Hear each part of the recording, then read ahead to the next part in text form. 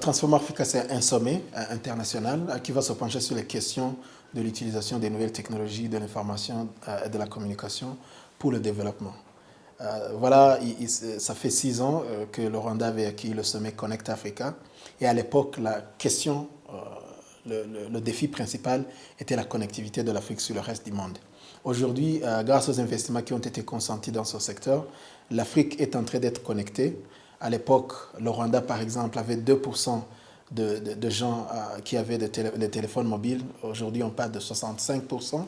À l'époque, la côte est de l'Afrique n'avait aucune fibre optique, donc on n'avait accès à aucune forme de grande broadband.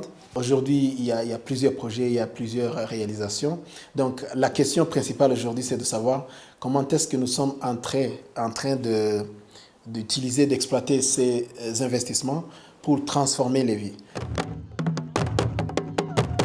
En termes de l'utilisation des nouvelles technologies pour le développement, je dirais que le plus important, c'est de comprendre la relation entre le plan stratégique de développement et l'utilisation de nouvelles technologies. Dans le passé, il y avait une tendance à faire un planning, une planification séparée entre ceux qui font la technologie et ceux qui font le développement économique.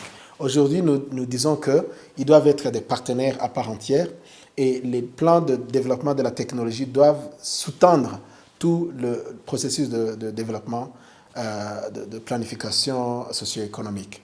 Donc c'est ce qu'on a fait ici au Rwanda. Les entrepreneurs africains, je crois qu'ils ont vraiment profité des réseaux sociaux. Ces réseaux qui leur aident à identifier les sources d'informations qu'ils veulent et surtout les experts ou les collègues qui sont intéressés dans le même domaine pour pouvoir établir un réseau humain.